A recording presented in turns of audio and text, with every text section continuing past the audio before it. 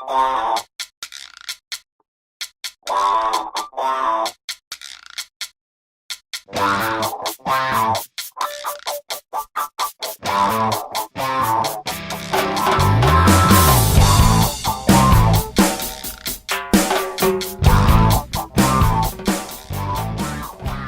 welcome. This is Tucker Balch at Lucena Research, and today we're concluding the third part of our three-part webinar series, How Lucena Designs Winning Strategies Using Predictive Analytics. And just as a flash forward, a reminder what we're aiming towards, this is the end result of this work that we've been showing you over these last three webinars. Lucena Research is an Atlanta-based company. We're located in the heart of Midtown, right next to Georgia Tech. We are, in fact, a Georgia Tech spinoff. And I'm here today with two of our lead quants, Taylor Korff and Richard Brooks. Taylor Korff here. I'm Tucker Balch. I'm a professor at Georgia Tech and also chief scientist here at Lucena. And real excited to show you the stuff we're working on.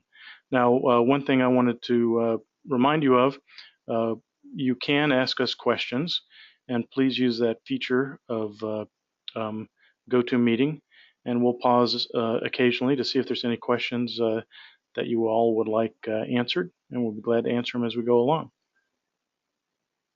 So again, this is a third webinar in a three-part series. The first part we talked about initial research and data, and in fact we talked about a new data source that we've been collaborating with, Dorsey Wright Associates, and we showed how our machine learning systems could find value in that data, and especially that machine learning was able to discover that other data sources worked great with the Dorsey Wright data. In particular, some fundamental data seemed to really help the Dorsey Wright indicators pop.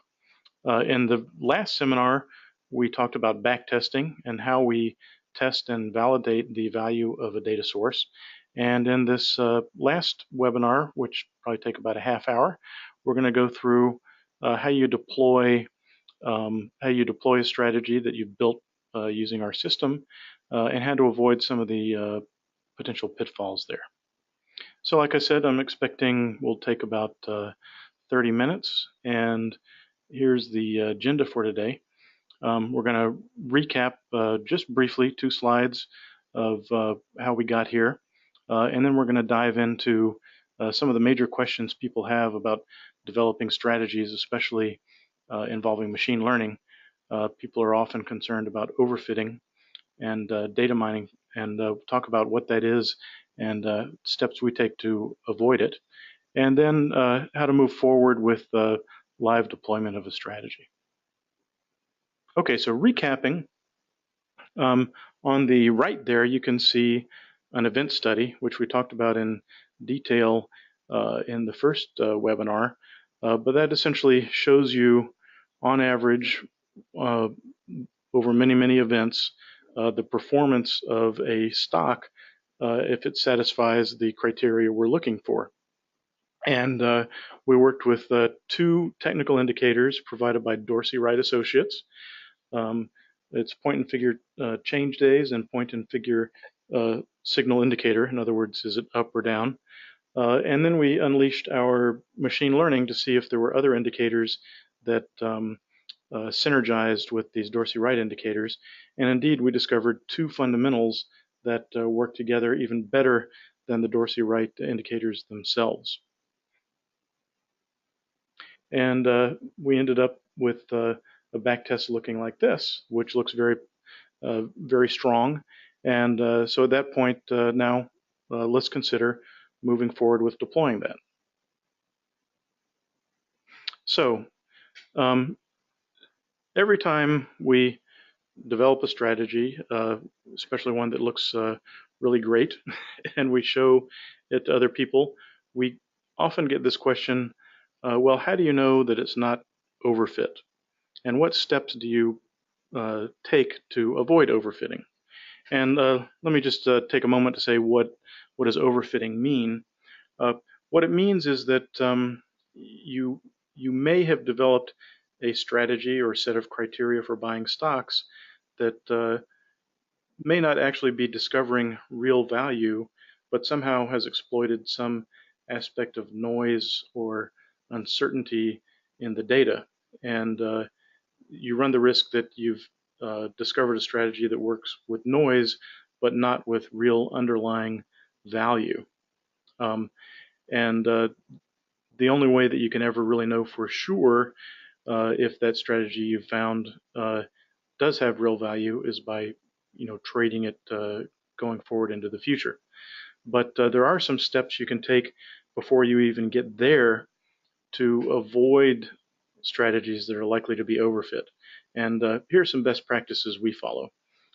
First of all, and one that's really important, is complex strategies that involve many factors and number of rules uh, are one of the easiest ways to overfit. You want simple strategies that rely on just a few factors and have some simple rules. Complex strategies provide more ways to overfit. Also, if your strategy works well over extended periods of time, it's also less likely to be overfit because it's hard to find a set of factors and thresholds that work in one situation and in another that won't continue to work in the future. So simple strategy works over a long period of time. Another thing to do is just look at the strategy and ask yourself, does it make sense? So a reasonable sanity check there. Finally, and this is what I'm going to step through next, you need to follow a rigorous deployment schedule that helps you avoid overfitting as you go along. And I'll show you what that is right now. So we follow a multi-stage testing and deploying approach. So first step is what we call the in-sample period, and that I'm indicating that here with this red box. And that's a time period where you allow yourself to try different factors and different learning methods and different thresholds and so on. You should expect that whatever strategy you develop in that period should work really well. If it doesn't work well in this in-sample period, it certainly isn't going to work elsewhere. But you should not necessarily expect that just because it works in this in-sample period, that it's going to work later in a different situation. So that's what the out-of-sample period is for. So once we've got something that's working well in sample, and we avoid religiously looking forward into that green box area, we never look there until we sort of freeze our strategy and now allow it to look forward in time, and we test it now going forward over that time. So if you find a strategy that works good in sample, that's not unusual. If you find one that works well in sample and then out of sample, it remains a candidate for potential investing. But that's still not enough. You need to do more checks. And one of the most important ones is forward testing. So what you do at this point is you flip a switch and essentially you paper trade the strategy. You let the strategy look at the market each day, decide what it wants to do. It has no access to future data, so you know that it's not cheating in any way with regard to the data. And you ask it, okay, on this day, what would you do? On the next day, what would you do? And you go forward and see how well it performs under that circumstance. Here is, within QuantDesk, our cloud-based platform, how you can forward test. So this is the screen of our platform that shows the result of a backtest.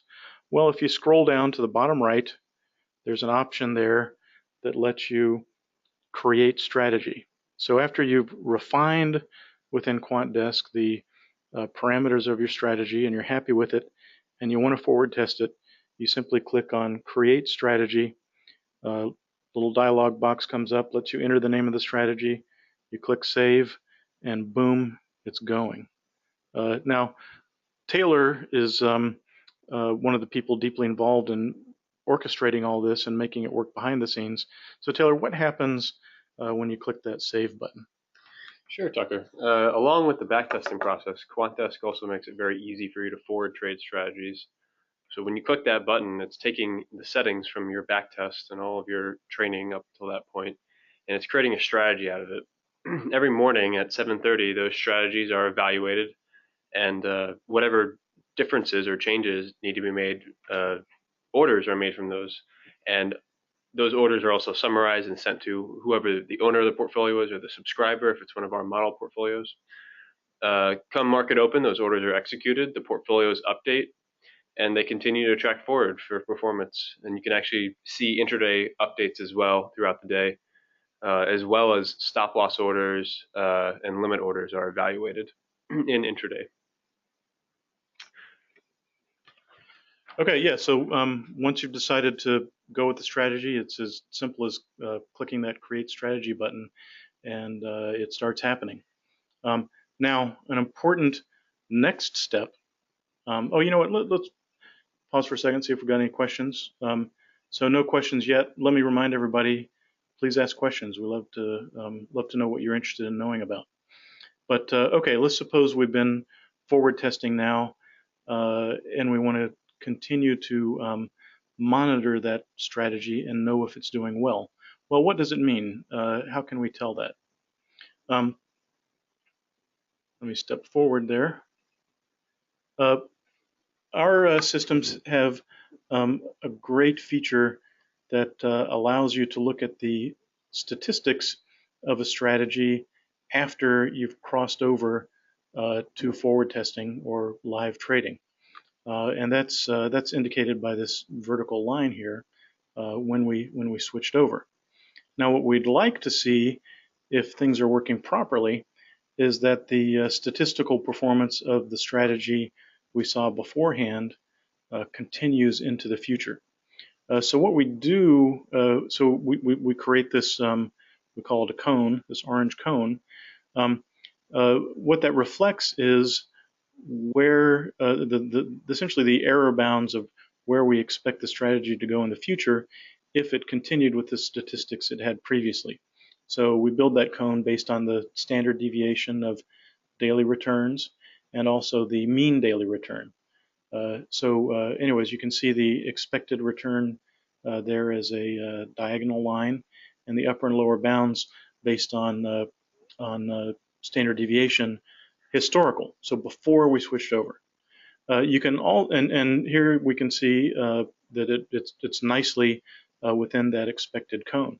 Now, if you had an extremely volatile strategy that those can also, of course, be profitable, you would see a bigger cone here, so you might allow for larger variation. And one thing to point out here is, if you'll note right here at the beginning, this particular strategy was not performing well, but it was well within these bounds. So we know that as we're going forward there, we shouldn't get worried unless we start exceeding those expected bounds. And you can also look at the results this way. This is the distribution of daily returns, and we look at fitting a Gaussian to it. Probably someone will reasonably ask, how do you know the distribution is Gaussian? Well, it probably isn't, but it provides a nice visualization here. The blue is before we moved into forward testing, and the orange is after forward testing. It's usually the case that the distribution of forward testing returns are actually a little bit broader than the historical ones. And in fact, it often looks like this example where the orange distribution is broader. Now, another thing to notice, and this is a different strategy that did not do well going into forward testing, and in fact, you can see that it's exceeding the expected bounds there. So that's at least, I'm not saying this is the only way, but this is at least one way to check that your strategy is going forward the way it ought to. Okay, looks like we've got a couple questions. Taylor, have you got one you want to take? Someone asked, how do we decide the lengths of in-sample and out-of-sample data? There's a lot of different strategies you can employ to do training. One strategy that we do is cross-validation. We walk forward and cross-validate. It allows us to have multiple in and out-of-sample ranges so that we can test strategies across time and different periods rather than just having a hard cutoff like you saw in the presentation. It's actually many cutoffs throughout time. That having been said, there's no hard rule, but I think in general we like to keep about 30%, a 70-30 ratio between in and out of sample. We almost always want to include, the 2008-2009 time period in our back testing. We'll often hold part of that out, so then we can see how the strategy would have worked during that period. That's a question people always have about any particular strategy.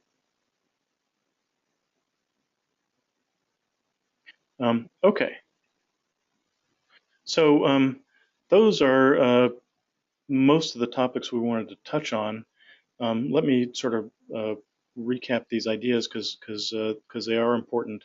Probably the most important thing is when you're developing a strategy, don't start by testing it across all time. You want to have holdout periods. So if you test it, say, from 2000 to present, train it during that period, you don't know how it would have worked outside the training period. So you always want to have some holdback in time. And typically here we don't look past about 2012 until we found something that works well before then. We'll keep 2012 forward as a holdout time period. Once you find something that works well before 2012, then you can try that out of sample back test.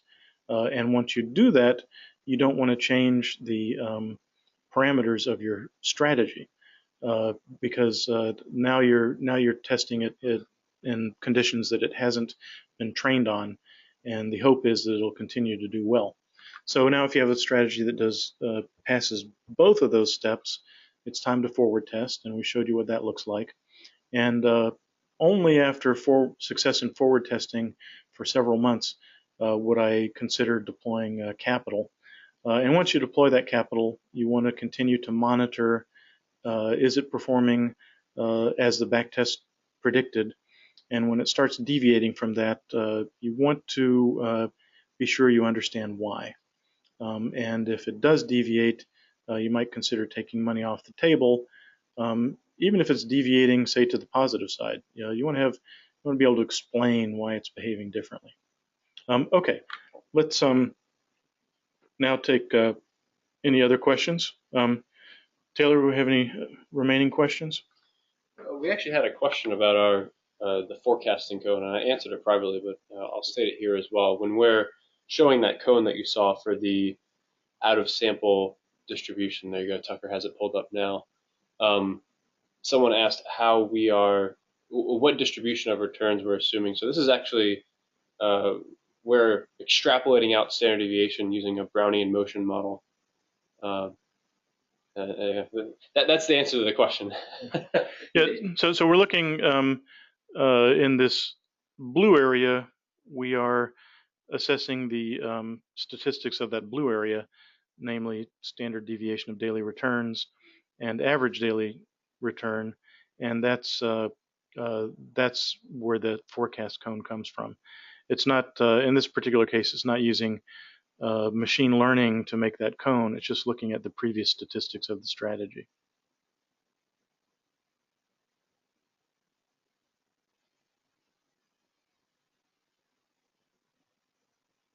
Somebody asks, do we invest actual money in our strategies? Well, for regulatory reasons, strategies that we've licensed to others,